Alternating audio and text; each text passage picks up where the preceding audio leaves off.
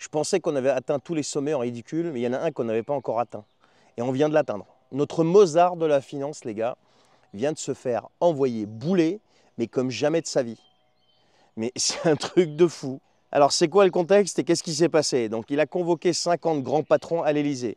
Et il s'est pris un mur en pleine face par ses propres invités. Alors la phrase qui est ressortie et qui est retentie dans tous les médias, je cite, « Ce que dit Macron, j'en ai rien à cirer ». Fin de citation.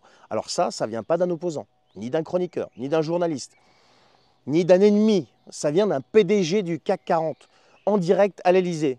Alors pourquoi? Eh bien, rappelle-toi que Trump a balancé 20% de droits de douane sur une partie des importations étrangères. Bon, le mec, il est dans son schéma classique, protectionnisme, relocalisation.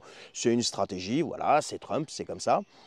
Et Macron, lui, il panique. Alors, il sort une idée magique. Je cite, « Les entreprises françaises devraient suspendre leurs investissements aux États-Unis ».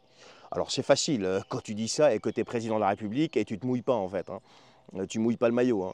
Mais quand tes chefs d'entreprise entendent ça et que tu as des intérêts là-bas, c'est quand même chaud parce qu'ils ont quand même l'exemple de la Russie, les mecs, et du carnage que ça a été dans la foulée. Donc, une des réponses à Trump, selon Macron, c'est de saboter nos propres entreprises. Alors, réaction dans la salle, c'est pas un malaise, c'est un carnage. Donc, il y a un dirigeant d'un producteur spiritueux, il dit « Hors de question d'arrêter d'investir aux États-Unis, surtout avec la situation économique actuelle ». Fin de citation. Oui, il y a aussi un autre, qui est encore plus cash, lui. Et il faut quand même le dire. Je cite « Je dois respecter mes salariés, mes clients, mes actionnaires, pas les discours de Macron ». Fin de citation. Traduction claire, Macron peut bien parler, ils feront ce qu'ils ont envie de faire et ce qu'ils ont à faire parce que eux, ils vivent dans le monde réel. Et donc le président, là-dedans, eh bien, il sort son grand jeu. Je cite, « On va jouer groupé pour faire plier Washington ». Mais oui, bien sûr, compte là-dessus, mon gars. Parce qu'à Bruxelles, les Allemands, les Italiens, les Hollandais vont arrêter de commercer avec les États-Unis juste pour lui faire plaisir. Non mais c'est un truc de dingue.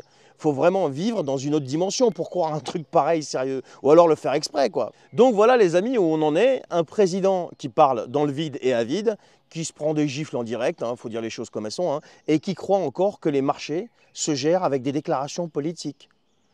Il voulait jouer au stratège contre Trump. Il a fini humilié, pas par Trump, par ses propres patrons. Parce que le monde économique, lui, ne marche pas à la loyauté politique, ça ne marche pas comme ça. Il marche à l'efficacité, la stabilité, la rentabilité. C'est comme ça, que tu aimes pas, c'est comme ça, c'est la réalité. Et on a l'impression qu'aujourd'hui, les mecs, ils ont plus confiance en Trump qu'en Macron, quoi. C'est pas une blague, c'est un constat. Non mais, au moins Trump, lui, il est froid, il est tranchant, il est imparable, c'est cash, c'est clair, c'est net. De l'autre côté, on te balance des annonces et des annonces et des annonces, et en attendant, qu'est-ce qui se passe? On met nos entreprises en danger. Et si on met nos entreprises en danger, qui on met en danger? Directement les salariés.